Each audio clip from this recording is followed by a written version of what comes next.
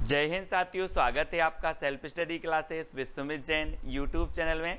दोस्तों आज के इस वीडियो में हम पढ़ने वाले हैं आदिकाल की टॉप 20 रचनाएं, ठीक है। और आज आपको मैं ट्रिक से बताने वाला हूं।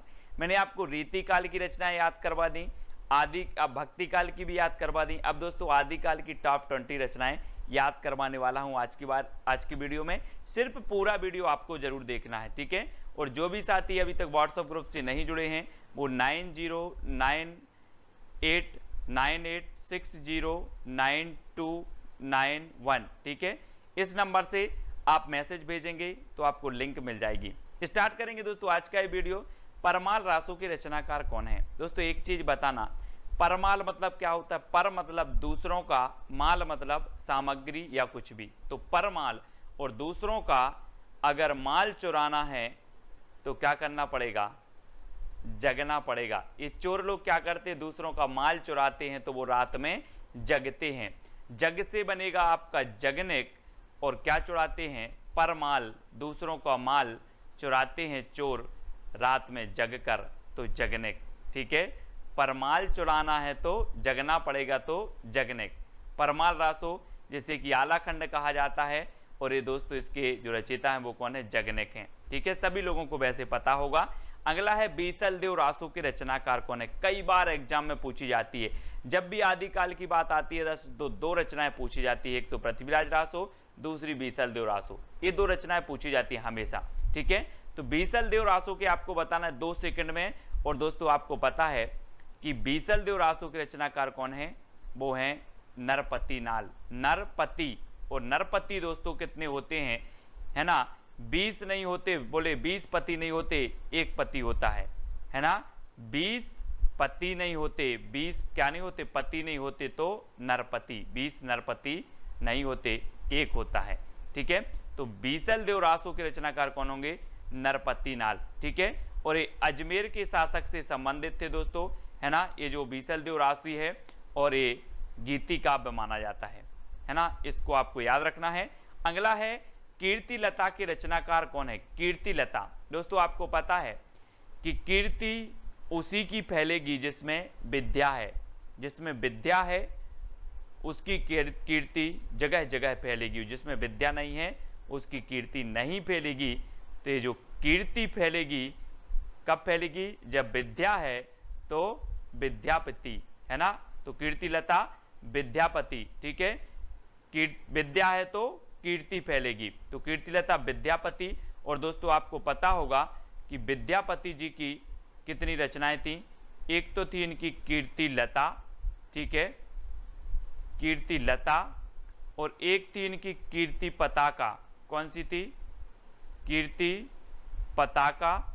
और एक थी दोस्तों इनकी पदावली, ठीक है। तो ये इनकी रचनाएं थी 3। तो पद लता पताका, पद लता पताका, ऐसे याद रखेंगे, पद लता पताका। तो ये 3 रचनाएं आपको याद रखना है। और जिसमें विद्या है उसकी कीर्ति फैलेगी। इस प्रकार से याद भी करेंगे, ठीक है। वर्ण रत्नाकर के रचनाकार कौन है? दोस्तों आपको पता है, आप वर्ण लिखते हो, वर्ण, है ना। जैसे आ अनार का, आ आम का, ये क्या कहलाते? वर्ण। तो वर्ण आप अंधेरे में पढ़ोगे कि ज्योति में पढ़ोगे? वर्ण अंधेरे में नहीं पढ़ना है, हमें ज्योति में पढ़ना है। ज्योति यानी कि उजाले में पढ़ना है।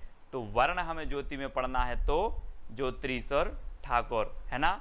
वर्ण रत्नाकर के रचनाकार कौन होंगे? ज्योतिरीश्वर ठाकुर। यानी कि जो विकल्प नंबर आपका बी है वो बिल्कुल सही हो जाएगा। अब मैं कभी पूछूं आपसे वर्ण रत्नाकर, बोले सर वर्ण तो हमें ज्योति में पढ़ना है, तो ज्योतिरीश्वर ठाकुर, ठीक है।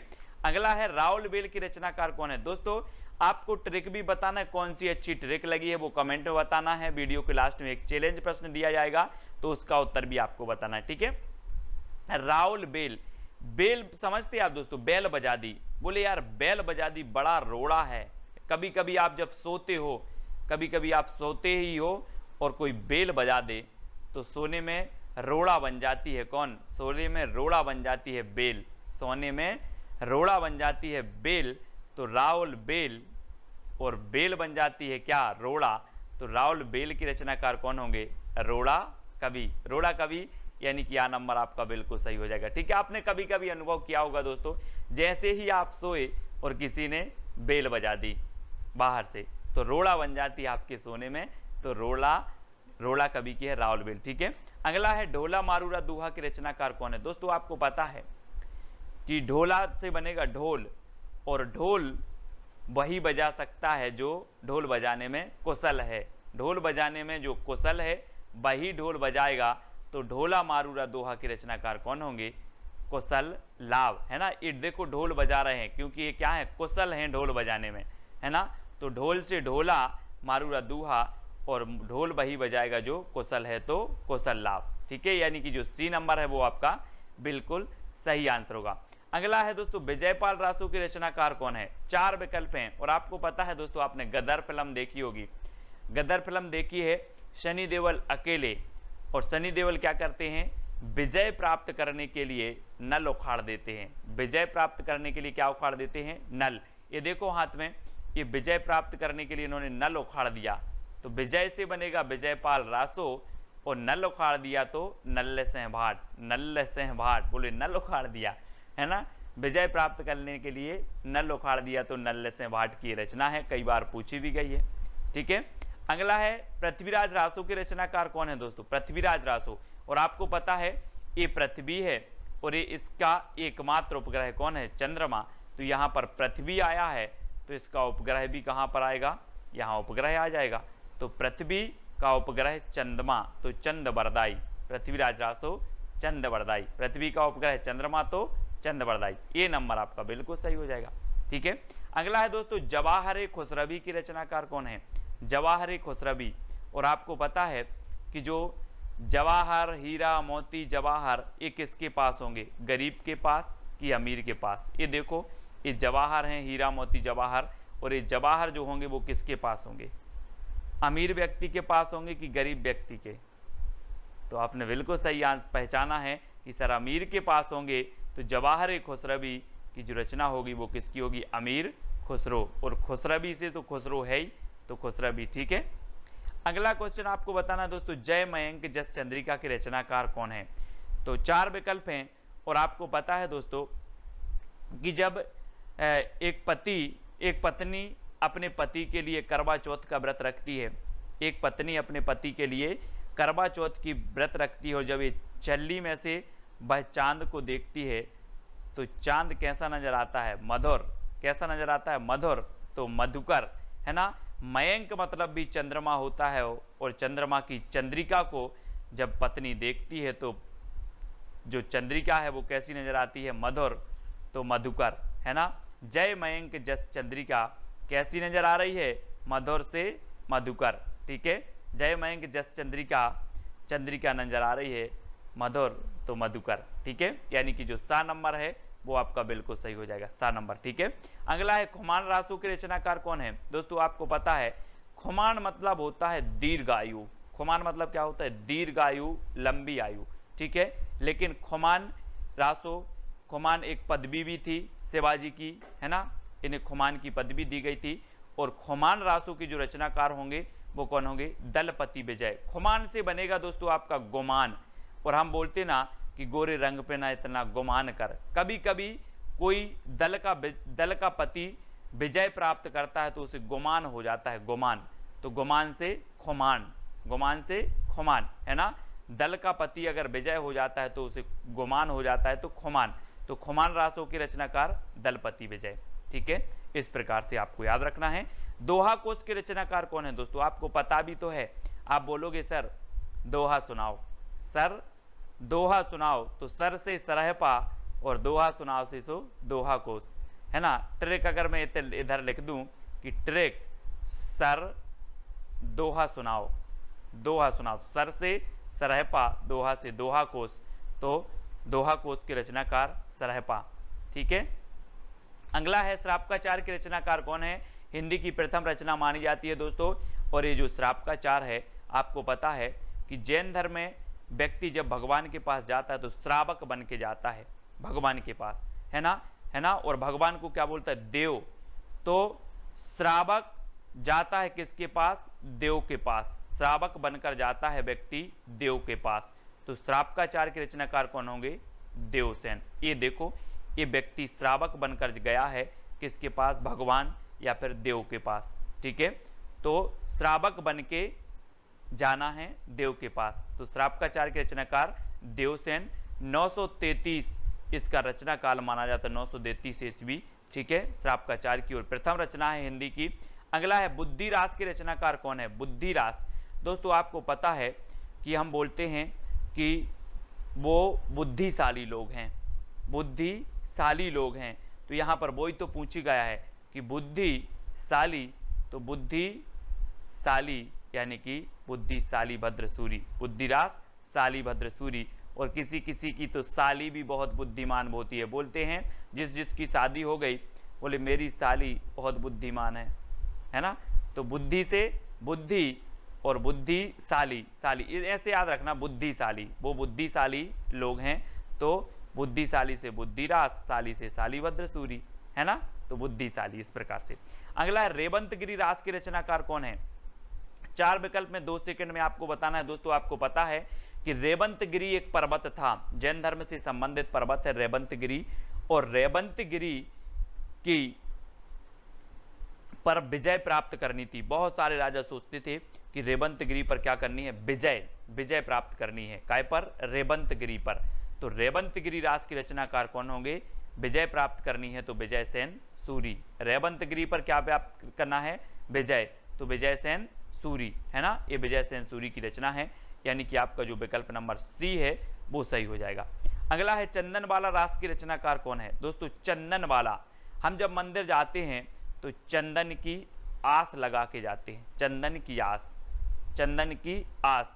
ये देखो ये महाशय चंदन की आस लगा के बैठे थे तो इनको चंदन लग गया, तो याद रख लेना चंदन की आस तो आसगु, चंदन की आस तो आसगु, ठीक है। चंदन वाला रास किसकी होगी? आस से आसगु, है ना, चंदन की आस, इतना याद करना, चंदन की आस तो आसगु कवि की है।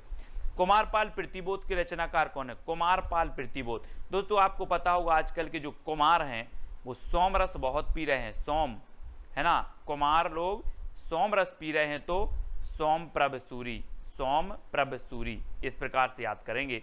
कुमार लोग सोम पी रहे हैं तो सोम प्रभ सूरी, है ना, डी नंबर आपका बिल्कुल सही हो जाएगा। कुमारपाल प्रतिबोध के रचनाकार सोम प्रभ सूरी। कच्छुली रास के रचनाकार कौन है? कच्छुली रास आपको पता है दोस्तों, आपसे मैं पूछूं कच्छुली, कच्छुली बाजार गए थे कच्छुली, बोले हाँ मैंने तिलक लगाकर प्रज्ञा ली, है ना, प्रज्ञा तिलक, है ना, इस प्रकार से मैंने प्रज्ञा ली तिलक लगाकर, तो प्रज्ञा तिलक कच्छुली रास। बोले कच्छुली रास, कच्छुली, तो बोले हाँ ली, प्रज्ञा ली, प्रज्ञा, है ना, तो प्रज्ञा तिलक, कच्छुली प्रज्ञा तिलक, प्रज्ञा तिलक। ये देखो ये तिलक लगाकर क्या ले रहे हैं? प्रज्ञा ले रहे हैं, प्रज्ञा यानी कि प्रतिज्ञा, है ना, वही ले रहे हैं। तो कच्छुली बोले प्रतिज्ञा ली तिलक लगाकर, ठीक है, इस प्रकार से। जयचंद्र प्रकाश के रचनाकार कौन है? दोस्तों 4 विकल्प हैं और आपको पता है दोस्तों कि केदारनाथ में हमें क्या करना है?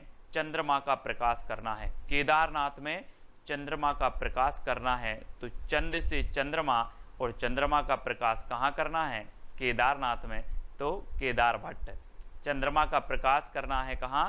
केदारनाथ में, तो केदारनाथ भट्ट, केदार भट्ट की रचना है जयचंद्र प्रकाश। जय मयंक जस चंद्रिका ये मधुकर की है ना, और जयचंद्र प्रकाश ये केदार भट्ट की है, ठीक है। अगला है दोस्तों हमीर रासों के रचनाकार कौन है? दलपति विजय, सारंगधर, केदार भट्ट या फिर सोमप्रभ सूरी।